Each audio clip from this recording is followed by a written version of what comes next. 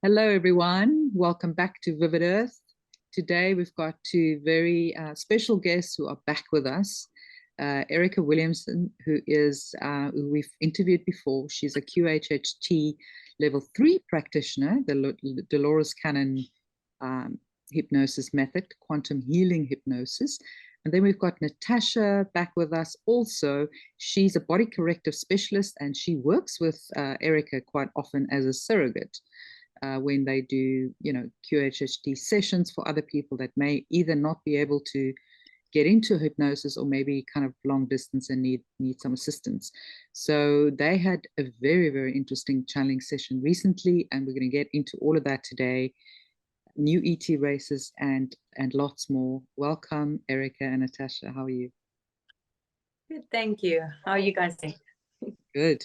Cold but good. Good. Cold. Yeah, I think everybody's feeling the winter is here now, hey? Yeah. Yeah. Full-blown winter, yeah, in the Southern Hemisphere. So Erica, maybe you want to kick off just by telling us a little bit about this session, how it came about, and just a short overview. Yes. Okay. So, Natasha and I have quite a lot of videos out, and I think people are quite familiar with our content. We recently, about 2 weeks ago, we kind of shook up our kind of usual system because we involved kind of like a third person. So usually it's just her and then I have like basic questions because I lie awake at night in the middle of the night, and all these questions come to me. And then I ask people like Natasha, who are good kind of channels who can, get information quite easily from the higher dimensions. So we actually had a request to do a surrogate session, which means someone like Natasha, who is a good candidate for hypnosis, for something like quantum healing hypnosis technique, will then connect with that person's, higher self within the quantum or giant cloud of information to stream information for them. So they'll send through a bunch of questions and we'll answer them. And then during this session, because involving a third person, someone who was, not at all linked to us, or we have no connection to this person, we were introduced to 2 new extraterrestrial races who I believe is from a different dimension. Sorry, not of course a different dimension, but from a different universe, but also are interdimensional. So it's not the kind of, 12 dimensions that we know about. They're different from the usual kind of suspects we always hear about, the Octarians, the Lyrians, the Andromedans, the Blue Spheres, all of those. We speak about them, we've spoken about them in the previous session quite a lot with you, Anina, and their links and, seeding to our planet. But this was, to me, quite new and interesting information. So we were introduced to 2 beings, which we did post in the last video on my YouTube channel, QHHT Cape Town, and they were the fire beings and the Valerians. I have gotten information that people actually know about the Valerians. They've heard that name before, so that's quite known, but not necessarily the fire beings. Natasha, I'm not sure if you want to talk more about the beings. I can also do that, but she's the one that then brings forward the information, but almost translates it through her higher self or her true self. So they don't come directly through her, it's translated. So maybe Natasha, you can just talk more about them specifically. Yeah, we'll definitely. Sorry, I can just say we'll leave a link for that video in the description below. Yes. Please, guys, go and watch that. It's fascinating. But Natasha and Erica is just going to summarize for us kind of the most important bits. Natasha, tell us more. Yeah. We didn't really know, obviously, before the session, but after we did the sessions, we kind of picked up that in previous episodes that we did, they kind of dropped hints about the fire beings. Well, we call them the fire beings, I think, because that's the only thing that the way I could put it together in my mind, I guess, because when it's the first time I've also started to see during sessions, which was quite exciting for me. And it's physically a being, a humanoid shape, but it's on fire. Like there's no face, there's nothing. It's just this flame wafting at you, and they are very, very hot. So like you get extremely hot just talking to them. Your skin glows up and you feel it in your chest, and they kind of move in and out the whole time so that they don't overwhelm the vessel. I guess obviously for you to get used to it. But we actually did a session around Christmas time where we just did a session for me to help unheal trauma, to help release some things. So it wasn't really one that we were doing specifically for the collective. And then kind of like we've got information, there these 5 beings and there's going to be a book, but we didn't really pay attention to it. And I think we didn't really actually remember it, because sometimes when you get this information, you don't remember it all at once. Like you remember it like in the moment, but afterwards, like I don't remember almost half of the stuff that gets said inside of the sessions. I have to go rewatch them in order to know like what was actually said, because it's such a high energy. And then I was like, oh my word, like they've already kind of seeded that we're going to get a link to a fire being in the book and all of that, but we didn't really register it. And so going into this for this person's link through their higher self is one of these fire beings that has this information from this book, which they're going to start giving to let us know a lot of different things. So we try to get more information about what is in the book, what can we have a sneak preview from, but they were more interested in just getting our bodies used to light so that we can start channeling in through information, because apparently it's very important, very higher dimensional, and it needs to be delivered in ways. So yeah, every time they try to come in and out and we try to get more, they're very sneaky and not giving you everything at once. They want you to first relax and ease into it. And then we found out that there were 16 orange fire beings, people on our planet who have been seeded through these beings. There is 4 blue ones, and then I don't know, they said there's also red and green, but they didn't give a specific number of how many people can connect to them. And so apparently they're very scarce. They're not very mass on this planet, you know, where a lot of people are connecting to them now at this time. So that was quite interesting for me. Very interesting. I mean, I've never heard of them, and I'm trying to like think, have I heard of a name of another ET race that could be similar to them? But there's nothing that comes to mind. So that's fascinating. I guess the fact that they're not from our universe kind of, that explains it, because they wouldn't be that abundant on our planet. But it would be fascinating to hear more about why now. Yeah, they kind of explained, if I have it right, I might be a little bit off now with the information, but they kind of explained that you get source, and like if you have sources, like sources are this glowing ball of energy, and then when source starts to extend out in its glow, that's the divine self, and many people perceive that as like the Holy Spirit, you know, that most pure form of the soul.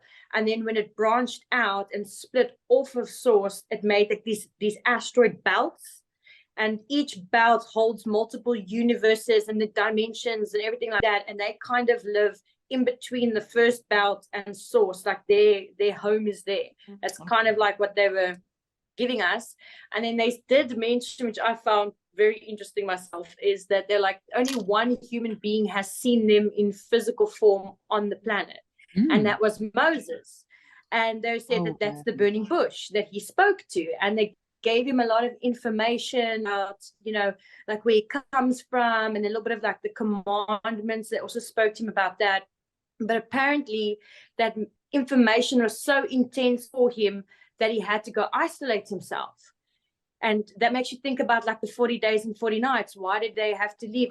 They didn't say specifically it was the 40 days and 40 nights, but like my brain's kind of like linked into that because it's interesting. Like he had to isolate. They said he was very lonely. He went a little bit of, I wouldn't say mental, but he did have like mental health issues pertaining to this information because it was such at a high dimension that he couldn't absorb at that time. So I found that very interesting because it kind of puts clarity to things, that some stuff is not just stories, that you can kind of see through history. There are hints of these beings who present themselves, but we never really pick up on it. Wow, yeah. Yeah. Very interesting that you actually saw them as well. You've only received sort of thought forms, am I correct? Yes. It wasn't like a face-to-face. I think Erica has more experience of seeing them properly, as they visit her quite a lot. Yeah, because I'm quite visual, so I can pick up these things quite quickly. What I wanted to say is that I'll talk about when they visit me, but what I usually wanted to say is, you know, during QHHT, we make contact with the higher self, right? But then through Natasha, working with Natasha, the kind of like roles, it's almost like we were channeling different information. It started with the higher self, then it went to the true self, which was like through the heart, where the higher self was almost like the subconscious mind. The true self was through the heart.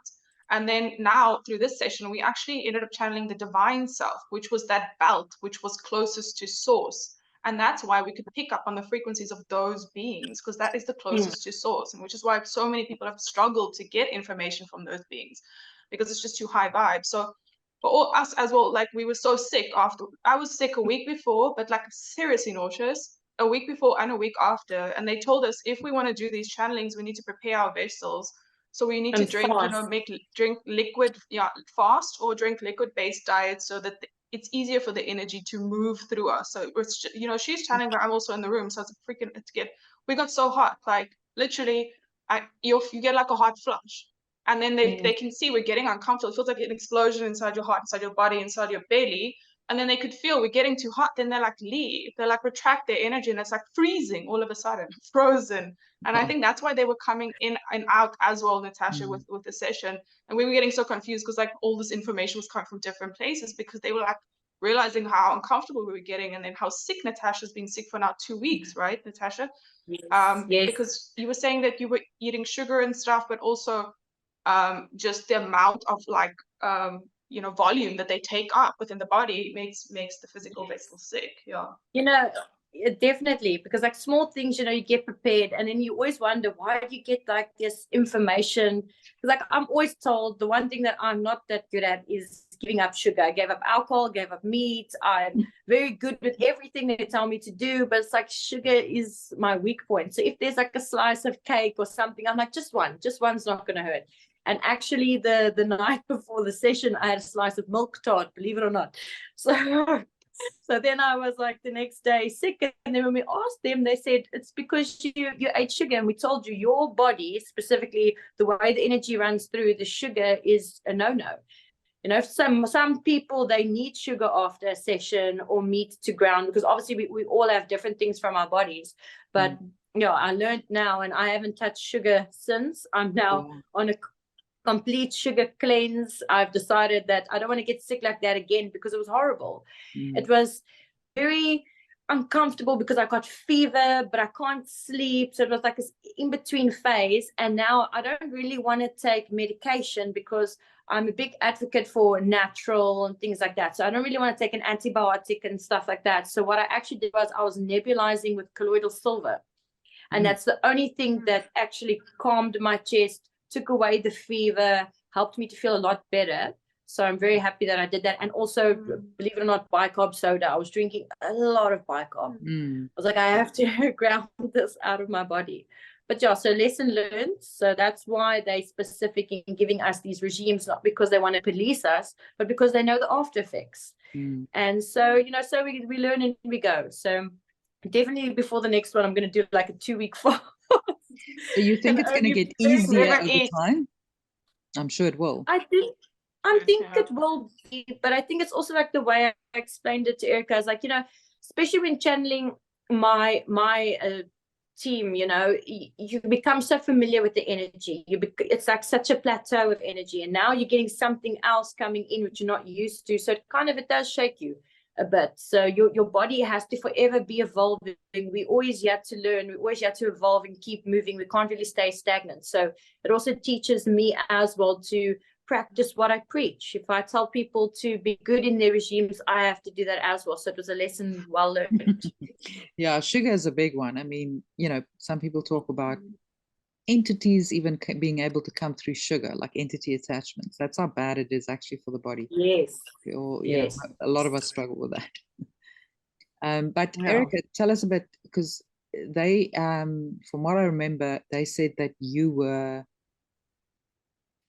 part of, or you were a fire being, you know, perhaps in another dimension. Well, you know, we hear now that there's no past, present, and future, right? It's all happening at the same time. So it's all quantum, it's all parallel, yeah. So Natasha and I have a link to the blue. They're like different color flames as well. So when this information was coming through about what they looked, or you know, who they were, just fire. I'm getting hot. Just can't talk about it without getting hot. Anyway, probably right now. And then probably, so then she was describing them, and I was like, wait, I know these people or these beings. I know them. And then I was like, how do I know them? And I was like, oh, they stare, like literally when I'm sleeping. So like I'm literally sleeping. It's like these true beings, and they are fire outline, and they like hover and look over me while I'm sleeping. And I keep on getting this vision, and I'm like, I know these people. I know these beings. So then we asked, so what is our connection? Because of course, you know, we all have parallel lives. We're all everything at the same time, you know, like for us to try and categorize and, you know, compartmentalize is very like humanly and earthly. But of course we asked the question, and it was revealed that Natasha and I are part of the blue fire beings. Our surrogate was, I think, the red fire being. There was very little of them on the planet, so the flame burns at different colors, we understand that.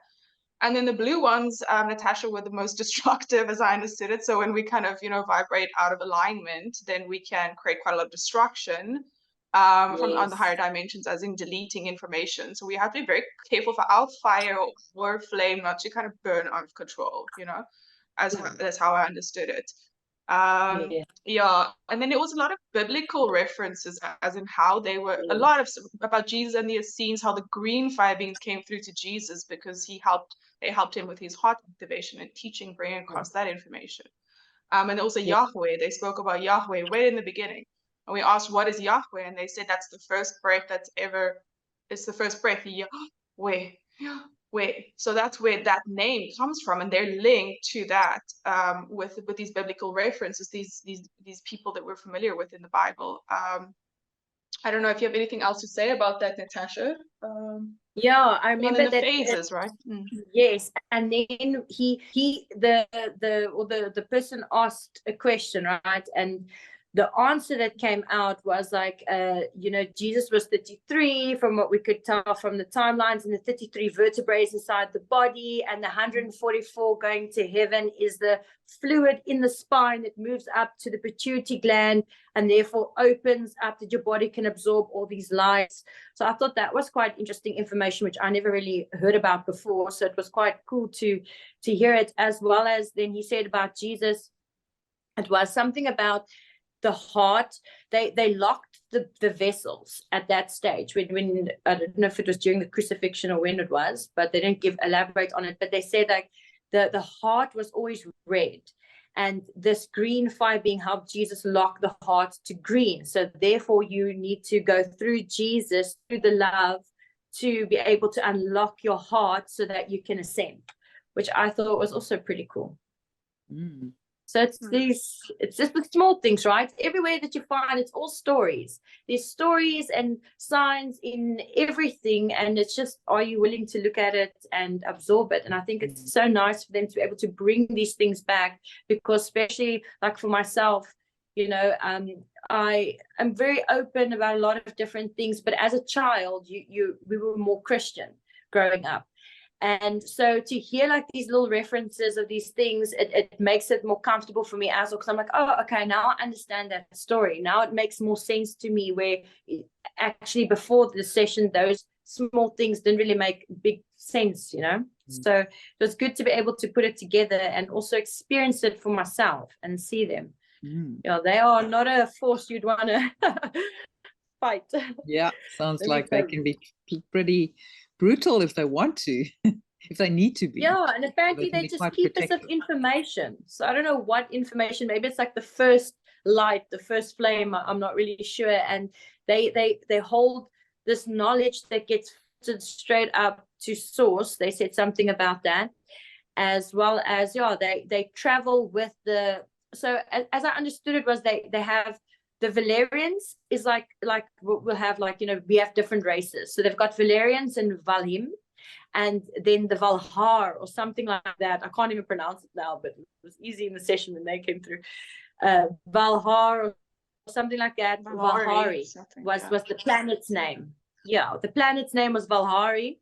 And then it's like they were different beings on there. And so the Valim would transport the fire beings, because the Valim can move through the different asteroid belts where the fire beings couldn't. So they like kind of get transported by these other beings. And that is how it also kind of fell together, which is pretty cool to see how they work together. And that the info closest to source was governed by these fire beings. Yes. Anything else you remember of that, Erica? Yeah, so I just remember them speaking because they always bring across some kind of collective information, or every single, like extraterrestrial race has like an agenda. They want to carry across certain information. That's literally why they're making contact with us, right? Mhm. So they were talking about this like being pulled in two directions. This split between 3D and 5D, this thing that we believe we're creating our reality, but not really believing that the external is creating our reality. We don't believe internally we're creating our reality. It's this like kind of ambivalence, is kind of like one foot in the door, one foot out the door. So they were talking about, we need to make a choice now, choose. Are you free willing in creating your reality, and are you choosing unconditional love, or are you choosing kind of determinism, externality is creating my reality, that kind of thing. So then they were speaking about two phases that we're going through. And the first one was that everything in the environment is becoming telepathic, as in like every object around you, the animals, they're talking to us. So we got to be like very careful what we send out, because it's going to come back to us, and everyone's listening to our thoughts. So if we're going to think like ugly thoughts about something, it might come back to you. So be careful. And then the second phase, and also the fire beings will vibrate into objects, also vibrate into, and the Valerians vibrate into cats. So we'll go into the Valerians later. But then the phase 2, they were talking about physical matter movement, which of course is manipulating matter, which we're not in the second phase yet. We're still in the first phase now. That's right. That's accurate, right, Natasha? Yes, sounds right. Would you say yeah, so they kind of said that, yeah. Do you think they kind of came ask. through now to kind of help with this ascension process, as you say, also to help us choose? Because for me, it also feels like we have to choose between two timelines. Are we going to go into this higher timeline or into this negative timeline? So it's kind of helping, pointing that out and say, you have to actively decide. You can't just sit and hope for the best. You got to manifest that higher timeline collectively in order. Yes, no, definitely. And they also kind of was pushing the fact of that there's actually a lot of people who are in the limbo, who are in between, who are like, oh, well, I'll just go which whatever, and they're like, no, that's not how it works. You have to actively, I think the words that they said was something about, they said you don't have you have the free will to choose which one. That's the only free will that's left now. So you have to either choose one or the other. You can't be both. You can't be in this the victim zone. thinking somebody's going to come and save us and put us onto a higher timeline. No, it's up to us. We have to choose. Exactly. We have to manifest it. Yes. You have to consciously, actively say, okay, I want to be a part of this timeline, because whatever one you're thinking about now is the one that you're going to end up with, So at the end of the day, you've got to be happy with your decision, because there are some people who want to go the one way, there are some who want to go the other way. But now it's time to understand that these phases are happening, and if you're not with it, you're going to miss it, basically. And also fear, you may not consciously want to choose the lower timeline, but if you keep living in fear, you will automatically, kind of go into that lower timeline without necessarily choosing it. So it's also about watching your thoughts and your state of being. If you're constantly in fear and low vibrational emotions, well, you're going to naturally segue into the lower timeline. So like you said, unconditional love, we have to learn that, and there's so many things to be angry about on the planet right now, but we can't let that infect us, so to speak. We've got to choose. Yeah, but it's like a scab, the wound is starting to heal, but it's still not pretty. It's going to ooze out pus, and there's going to be things that you're not going to like, but you have to focus on the healing, because that is what the planet is going through right now. We're going through this mass healing. Of course, healing is never pretty. I mean, when we all had to deal with our own emotional stuff, hey, even sometimes I'm still dealing with it. It's not a pretty sight. It's not easy. So it's kind of something that we've already been prepared for. So it shouldn't be such a big shock that the world has become ugly. However, we do know that it's our duty to focus on the now moment. I can't today go, everything's fine and be positive, and then tomorrow I'm not actively putting myself in that mindset, because it's a day-to-day now, a moment to moment. It's continuously putting yourself where you one another, each positive pocket of thought and exactly. Speak it over yourself. I agree. So tell us a little bit about Kenya and how that came into the conversation. I don't know who wants to speak about that, but that was quite fascinating. I think let me talk about the Valerians first, and then Natasha can go into the Kenya saga because that's also a whole story in itself. Okay, so the next ones were the Valerians, which they seem to be the keepers of dimensions. They're the police of time. They kind of controlling who and what is coming in and out of dimensions, you know, which links to this whole CERN thing and the whole you know, Draco thing and the whole Kenya thing, but that's like super convoluted and complicated, so I won't touch on that now. But what they look like is kind of cat-like or feline-like, but with wings. And they're different to the lions, etc. Because they, you know, they're interdimensional. They're not actually dimensional. They live in between the belts, as they explained it, not on any of these belts. The belts that is like surrounding source. That was the visual they gave us. Obviously, that's super simplified for the human mind to understand. It's not actually like that. It's more like energetic. Yeah, so they were kind of feline, like they had wings. They kind of gave me a lot of information about this pyramid structure constantly. Every single QHHT session I do, I get information about building like glass pyramids with like solariums inside and like healing chambers and like med beds, all of that. Like, so that they kind of came through, gave me kind of personal information about that. Well, you're an architect by trade, aren't you? I mean, your first profession of trade is so I'm an architect, so everything is pyramids everywhere. That's all I ever hear about. So kind of like when I hear pyramid, I'm like, I roll like again. So what was interesting though, because I actually asked the question is, you know, in nature, everything is, this is interesting to me, probably, I don't know if everyone else finds this interesting, but you know, everything in nature is rounded and is organic, you know, but we don't really design our buildings. Our buildings are designed angular. So actually, if you look at Feng Shui, like the negative energy, the pockets, you know, go into the corners, as in the corner of my room right now. And it doesn't actually, it's not allowed to move. It goes and stagnates in a corner. So I was asking, like, what's so special about a pyramid? It's like angular, you know, it's man-made, it's right angles. It's not like nature. And they said, well, actually, it's not about the pyramid, it's about the spiral inside the pyramid, which does allow, you know, energy to flow and to move. So then they were describing that, and then kind of like tetrahedrons and all kinds of shapes on this like spiral that kind of moves. Just, it's basically just like harnessing and moving energy and harnessing higher dimensional energy, and people who go in there could get healed. So that was the information they brought through to me. Can you remember anything else they said? The information for some of our personal friends as well, about how they can activate their eyes, the glands in their eyes, to kind of see, have better visions, as in like a cat. I don't know, can you remember anything else, Natasha, about the Valerians specifically? Yeah, and let me tell you, it was so much information that you'd think that I would remember, but truly, I've watched it like 3 times and I still don't, like, every time I get new information, I'm like, oh, this is new. And also I was recovering. I was watching the one, I was starting to watch the surrogate. I haven't watched the surrogate session finished. Then I felt worse because I was getting very hot and like a fever. And now that you say that when you watched it, then I'm like, okay, so it's not just me. I thought maybe it was just the time period of being sick. But no, they said, yeah, a lot of things about them, but they didn't want to connect with me. Do you remember? They were like, yeah, we don't really want her to see us.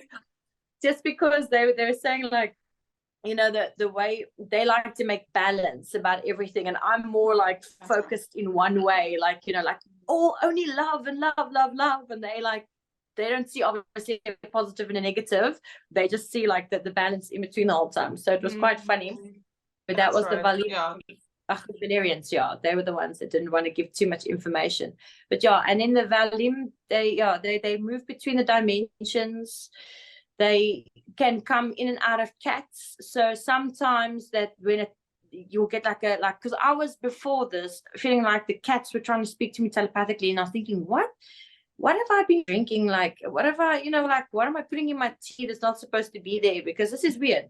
And I just ignore it. And then apparently they were like, the cats feel offended because I didn't want to listen. So I felt so horrible. And they're trying to give messages. So then that's where they were like, everything around you is picking up and receiving. So I'm pretty sure that a lot of people who are more connected towards their animals are going to get a lot of telepathic messages probably from them through the cats. I wouldn't be surprised if that starts happening as well. But yeah, it's the most that I remember from them. They weren't really keen on me. But No, why do you they're think saying they have no connection to us. Yeah. Sorry. Oh, is it? I was just going to ask, Yeah. why did they Wow. specifically that race come through? Is there any Yeah, they connection? also came through the surrogate, but they don't know us. Basically, we're not Yes. part of them. They're not part of us. But also, they said, like Natasha said, that they're keepers of balance. They make sure that things are moving and there's no stagnations, as I described with the pyramid. So they didn't want to give us information that's going to put us out of balance, and also that's going to put the collective out of balance to like not be able to choose, you know, in this like split, you know, they're being split in two directions. So they were like quite like yeah, like careful to give us information for the collective. Yeah. So they kind of retracted. Oh yeah, there was one of our acquaintances who was connected to them, and that's why we were able to access information. So there was a surrogate and another acquaintance was connected. So it's almost like we need to know somebody to get information. It's like it doesn't necessarily just flow in. Yeah, But then also, that person to yeah, no, sorry, I also believe there are no accidents, right? So there was a reason why you connected to that person who then allowed for them to come through, right? All these things happen in sequence. Yeah, but it was quite interesting, but also especially like that when they were explaining like the pyramid and the shape about it, and I had no clue to what it is. That's where they actually said Natasha's vocabulary can't describe this, and it was so funny because then it just shows you the synchronicity and everything and how everything is not by accident. Surrogate, he was like, oh, this is what it looks like. Did you see this shape? And I was like, oh, that is what it looks like. Like I saw that. So it's so nice when you get these small confirmations about things. And yeah, they also said about the Valerian, but in Kenya as well. They're going to have presence in Kenya. So that is there anything else you want to say? Can I move in towards the Kenya side of it now? Yeah, so basically what they were saying is that Kenya, obviously we know like the 94 and all of that, but they were like, it's not an accident. Some people that might Kenya not know. wants... If you want to just touch. Oh, yes. Yeah, I think go into that. Yeah. Sorry. I forget about this thing. So in 1994, you know, there was an invasion, right? So they hit Kenya first, and it took 2 years for the world to reset back after that. Yes, so the Dracos came in and a bunch of other extraterrestrial teams which was working with them as well, and humans, and they kind of locked the people's vessels that they couldn't get. Some people got blipped out, some people couldn't, and then obviously you can just imagine that it wasn't a very nice time to be a part of. But eventually the timeline got reset, and when it got reset, a lot of people still hold that trauma in their now bodies because it was their now vessels who experienced that. So that started to come through from other channels as well. And then we... Sorry, it's a bit like, I think you guys did a channeling also about the Mandela effect and Table Mountain, and that was also part of the Draco invasion. But then there was like a reset, like a timeline reset. So it was like kind of wiped up out of our memories. But, you know, the people involved in that, their bodies were still holding that trauma without necessarily the mental memory as such. Yeah, because they were talking about, I think in one of my sessions, about Table Mountain being a portal that they were using Table Mountain to traffic, you know, the human beings to other parts of the universe, you know, for enslavement. But yeah, it's basically, they were also talking in Natasha's session about the Stargate of the heart and how we as human beings can actually have access to the Stargate, which can help us. We can travel interdimensionally with our heart. Literally, this is a Stargate. Where the other, you know, extraterrestrials like the Dracos, they don't have that access to travel between dimensions. They have to build machines like CERN, which is what they did during the 1994 invasion. So this actually technically, remember, time is quantum. It's not linear. It is like, it's all happening at the same time. So it actually apparently happened in the last like 9 months is that they figured out that we were ascending too quickly. As of now, we're ascending too quickly. We're becoming too independent, too sovereign, too 5D, to be honest. So they saw what was going to happen. So they basically switched. They took us back to 1994. This has happened in the last 9 months, which is why the information only came through now, through all of these QHHT channels, and all the people are coming only now, because it only happened now. So we went back to 1994, and there was an invasion, Draco and reptilian invasion. It started in Kenya, to attack the root chakra of the planet, to disable this Kundalini awakening. started in Kenya, and then it rippled out throughout the whole planet. And source came in, of course, there was interference, or not interference, but yeah, let's say interference by the Galactic Federation. But also, yeah, so the timelines were reset and people's brains were kind of wiped. A lot of people were apparently in sleeves, which came through Natasha's session, which means they came here for a specific mission. So they weren't, the dimension wasn't locked, because what they did was they locked the dimension so no one could come in or no one could go out, so they could do their kind of devious workings in 1994 to affect the timeline to not have us ascend to 5D now. So it's like super complicated. Yeah, so the timelines were reset. They broke, apparently destroyed the machine, that CERN kind of machine, which was slipping between timelines, and people's memories were wiped. But still a lot of collective trauma, residual trauma is within the people in Kenya, because that's where it started. Natasha, then you can maybe take over. That's where the split is happening now with the water. I'm not sure if that makes sense. I don't know. Is it explained properly? Because it's like super difficult to it absolutely understand. Yeah, it makes a lot of sense. Very, very interesting. And I'd like to hear more about what's happening now. You said we went back to 94, that kind of timeline.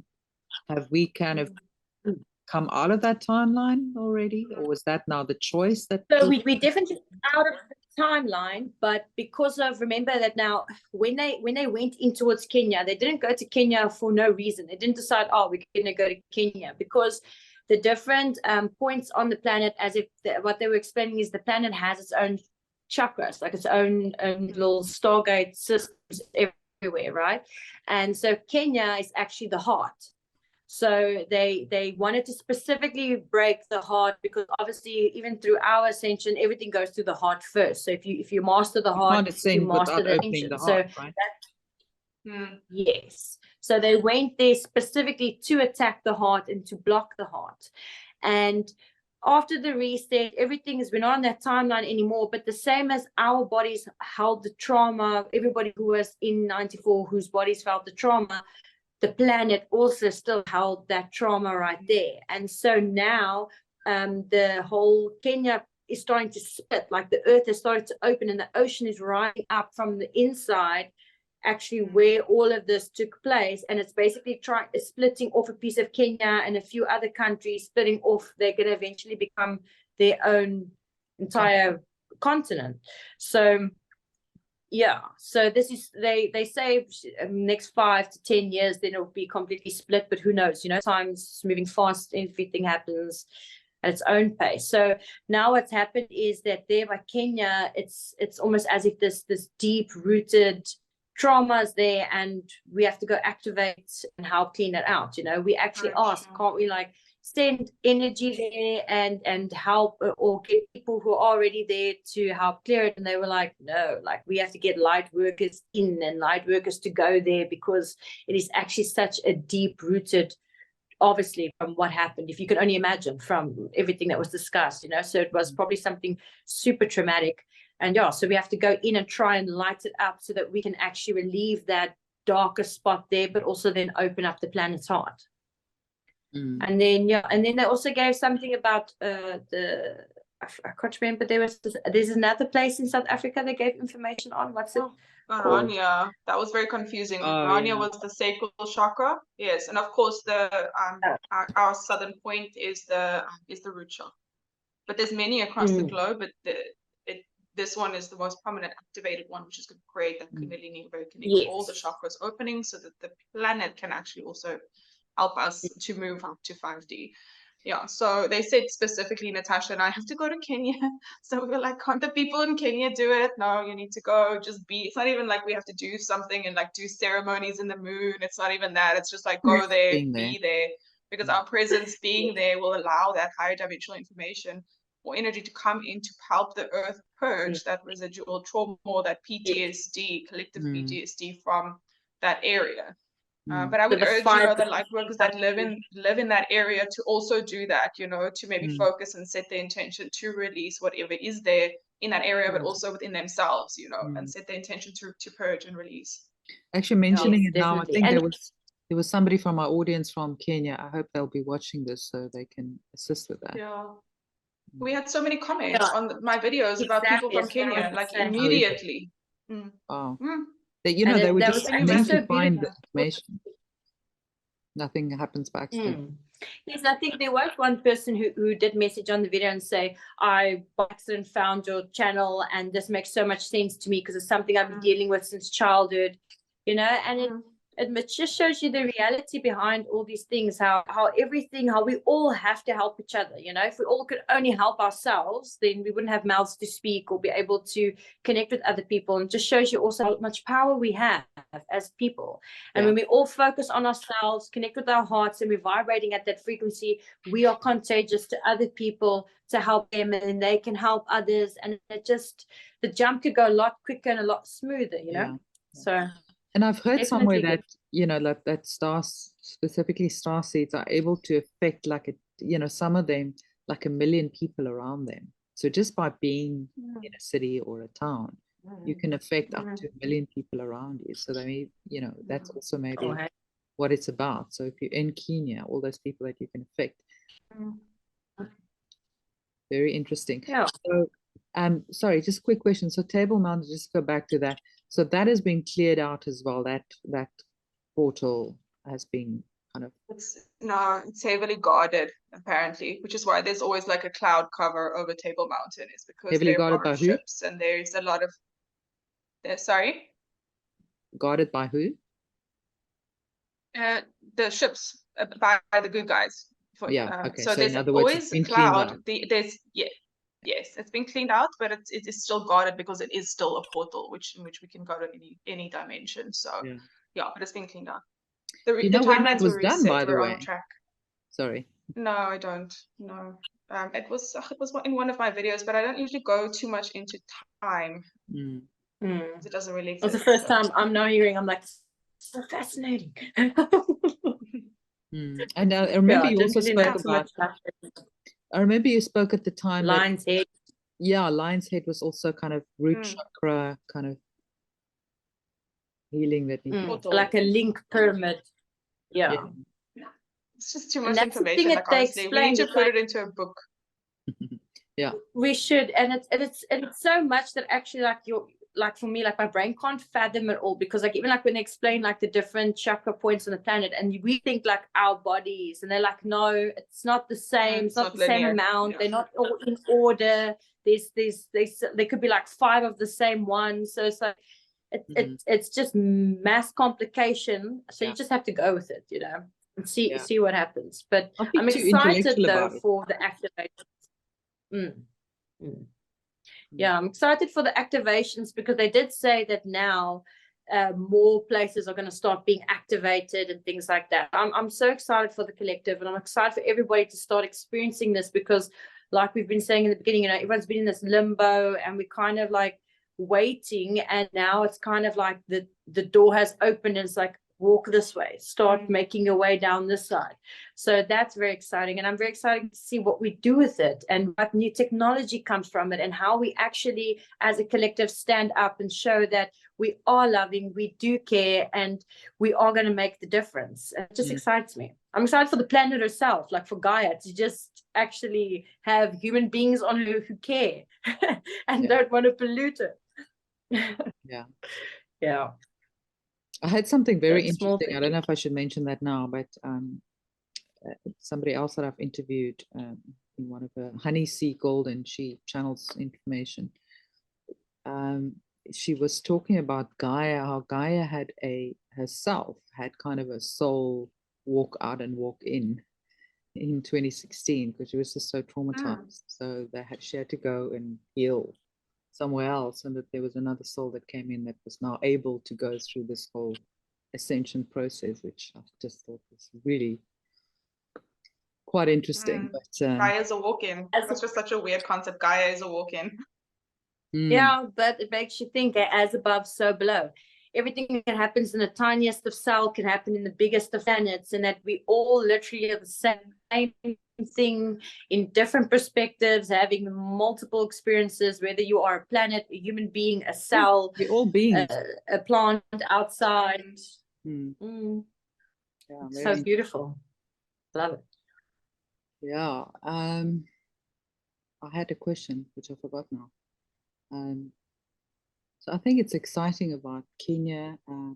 Obviously, there's still quite a bit of healing to do of the people. Oh, this is what I wanted to mention. Very interesting piece of information, how the Dracos actually, their hearts got shut down completely by, obviously those controlling them, AI, black goo.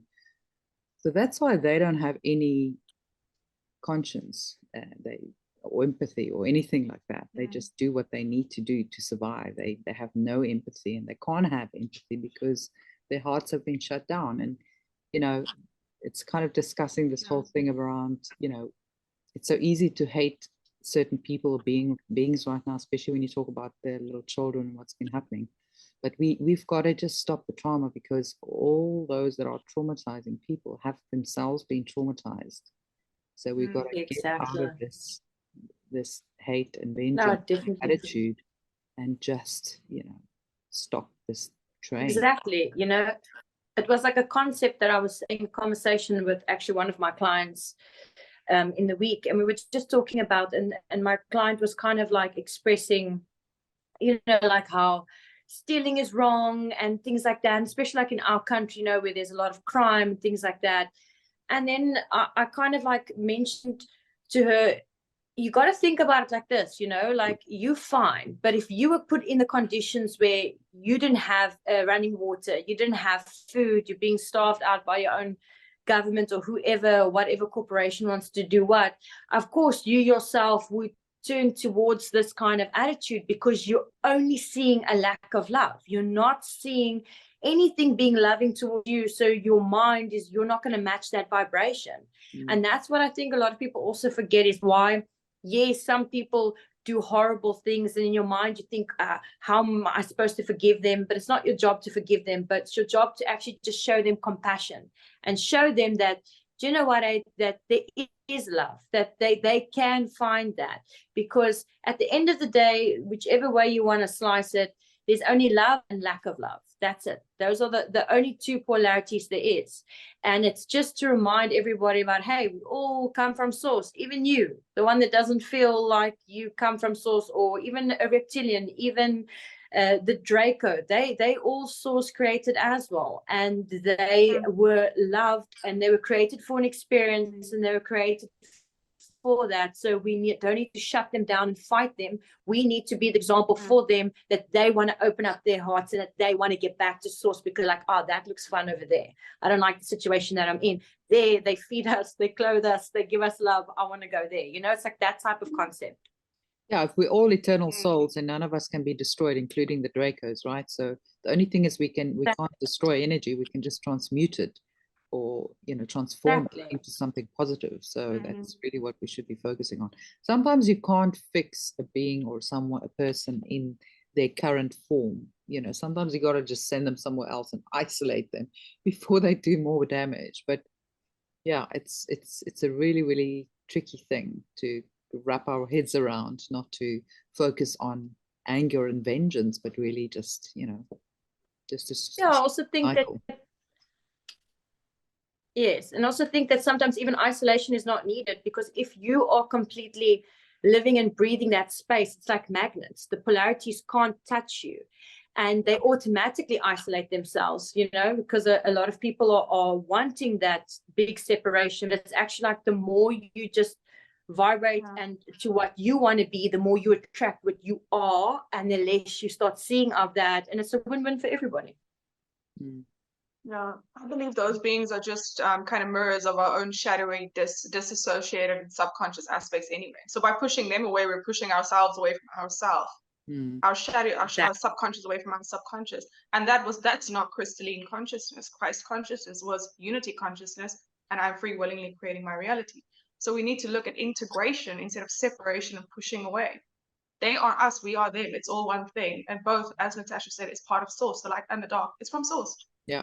That was source wanting to experience the dark, because it's just exactly, association, and it's fragmentation, and it's parts of it. It's like we have fragmented from ourselves. So we need to bring and call home the aspects of ourselves which have gone lost, which is why we do things like inner child work and shadow work, And hypnosis works so we can call back all these children. And I think that's what Source is also doing, is it's trying to call back all its aspects of itself back, the ones that you're speaking, but I believe like we can't really change that, but we can change us. So we need to focus on us and not that story, because that story is just a mirror of our story. So I'm quite passionate about that.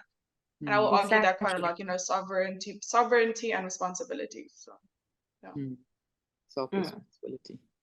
At the end of the day, you're only responsible for yourself in your now moment. I'm not responsible for myself in past lives, not responsible for myself back at my higher self, because that is a different extension of me, but that's not Natasha. And I'm only responsible for Natasha in this now moment.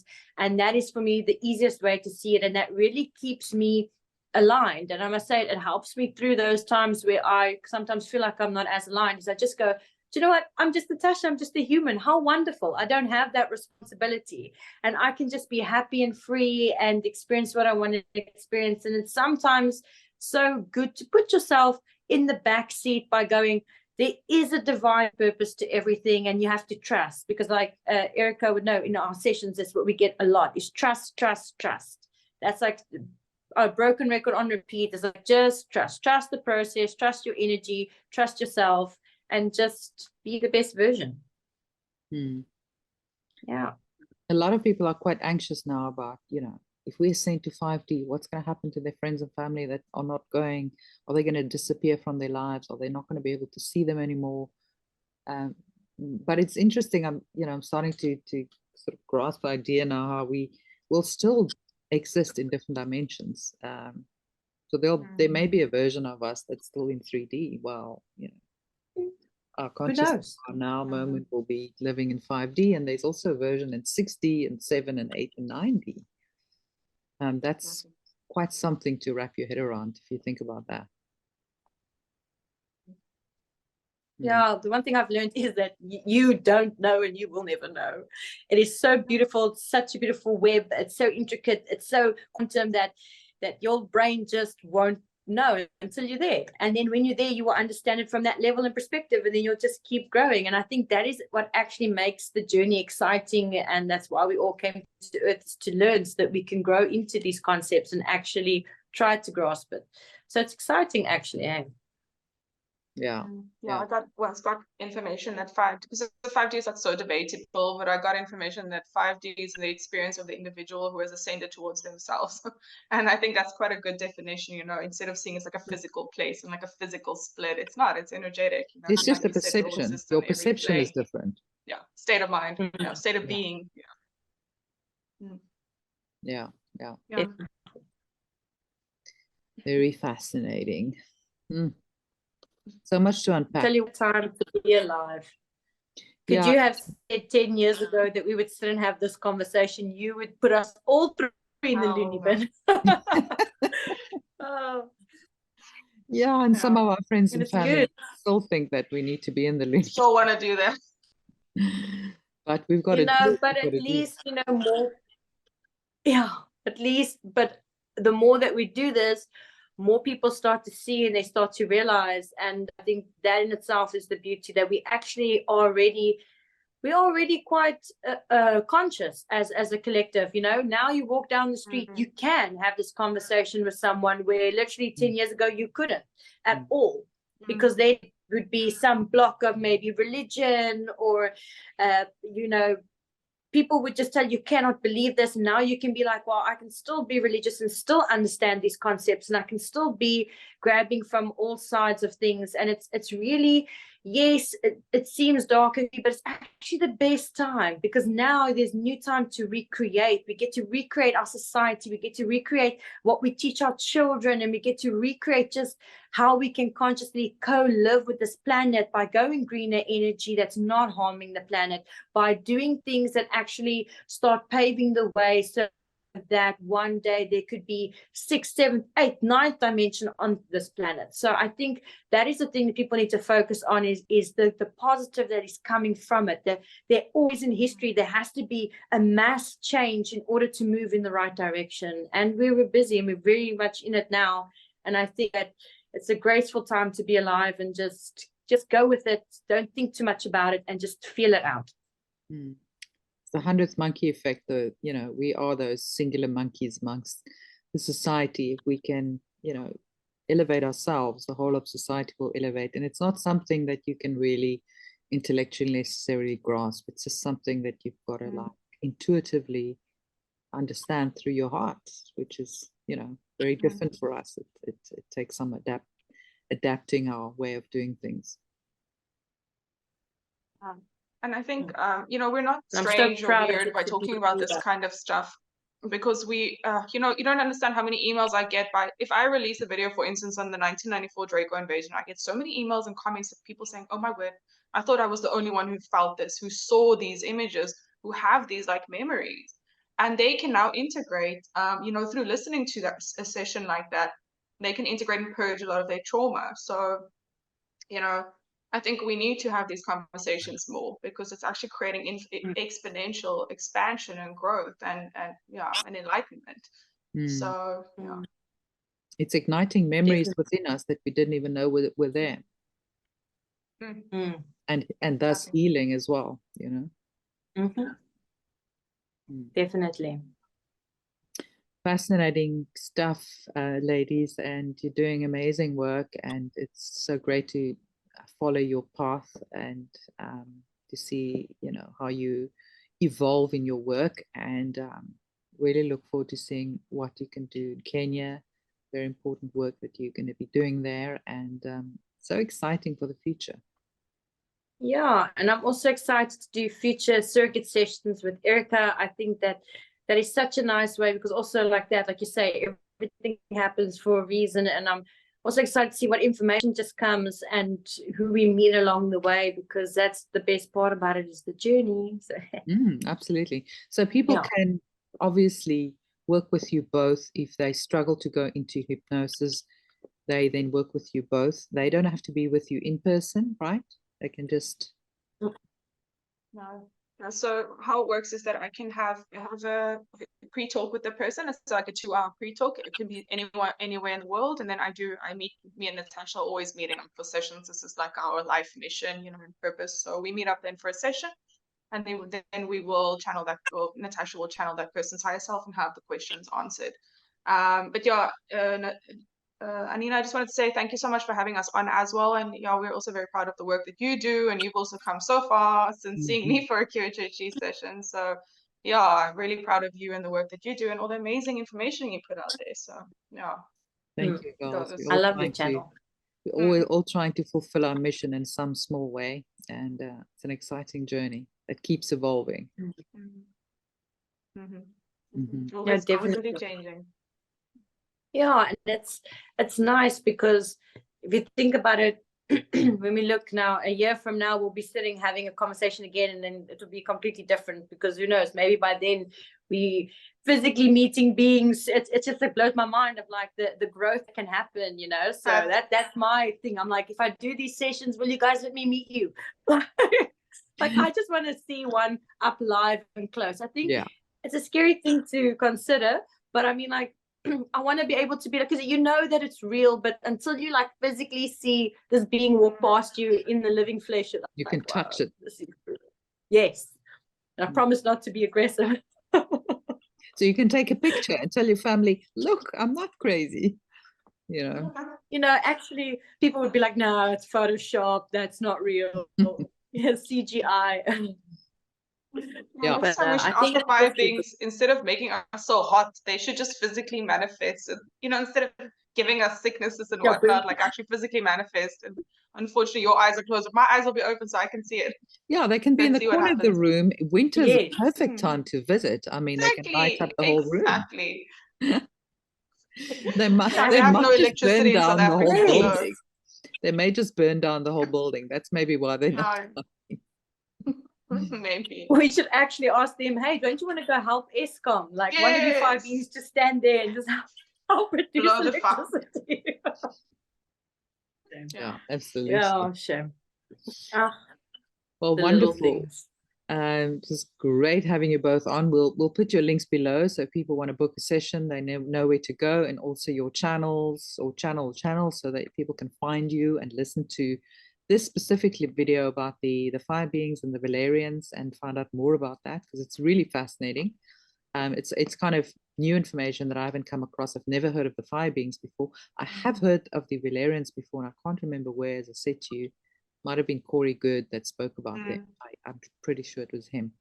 But who knows? It's very nice to be able to add some, beings to our collective knowledge, and to meet new beings and races, and we welcome them. They can come anytime. So yeah, and I feel we're definitely going to meet more. I think they did kind of hint that there's going to be more, but yeah, we'll see. I'm excited. I hope that it's all smooth transitions and that I don't get sick, but I'm definitely going to prep, so don't worry. You won't make that mistake again. No, I learned the hard way. I think that's why they did it. No, they actually said we would meet eight new extraterrestrial races, and we've met 2 now. So we look forward to doing more surrogates. So I would just like to say, if someone would like to see me in Cape Town, just visit my website qhht.co.za, and if they want to book also a surrogate for me and Natasha, you can also go to that website. And then check out my YouTube channel, which is QHHT Cape Town, for more of these videos of Natasha and I and all the other channels and the people that I work with. So just a bit of shameless advertising there. Absolutely. And guys, please give them a follow, a like, a share, so we can get the word out about this amazing information. And what it can really do, it's really activating. I had this session with Erica, maybe, what was it, 2.5 years ago? I can't remember. Maybe 2.5 years ago. And that really activated me. And she was the one that said, hey, why don't you start a YouTube channel? I was like, what? Are you crazy? And then the idea just kind of grew from there, So, yeah, I really appreciate the support, and it's been great to be connected with you guys. And hopefully we'll meet in person soon, and we'll all have a big reunion with the Valerians and everyone. Yes, we can have a massive party, intergalactic party. Can't wait. Take me on your spaceship. Thank you guys so much, and it's always such a joy to see and chat with you ladies. And goodbye to everybody watching, and thank you for listening to us. Wonderful. Thank you, ladies. All the best. Bye everyone.